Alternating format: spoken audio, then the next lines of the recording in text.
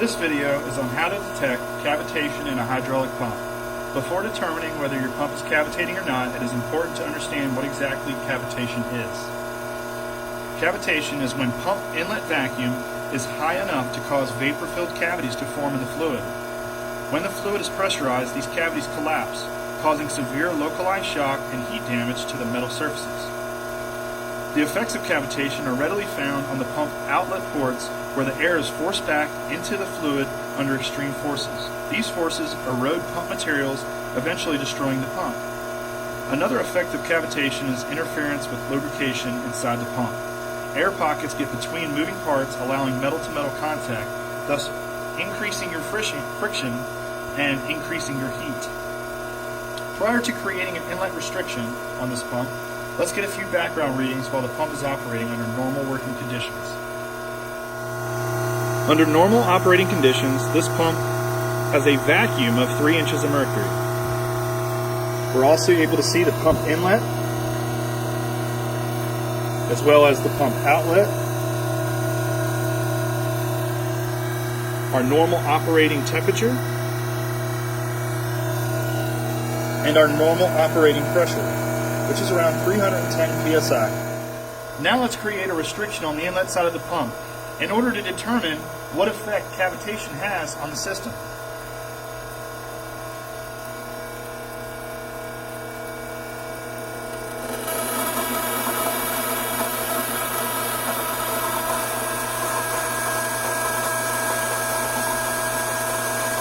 Take note of the change in sound that the pump is now making.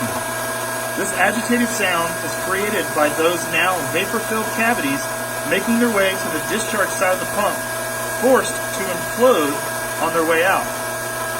Now let's take a look at the visual signs cavitation has on my system. On my vacuum gauge, where I started off with 3 inches of mercury, I'm now at almost 16 inches of mercury.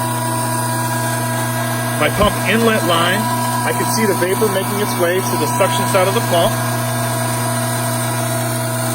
I can see the condition of the fluid as it leaves my pump.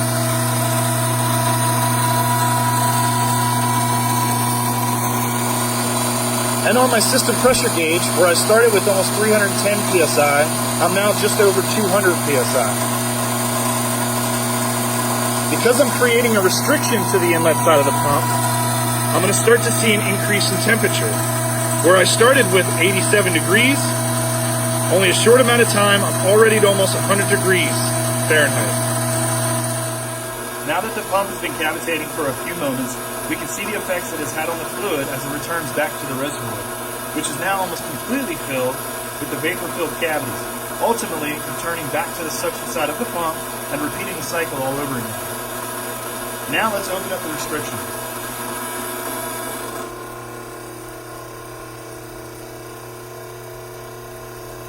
Almost immediately, we can hear the dramatic decrease in agitated sounds coming from the pump. Both vacuum and pressure gauges have returned back to their normal operating condition, and over time, I should start to see my fluid temperature decrease.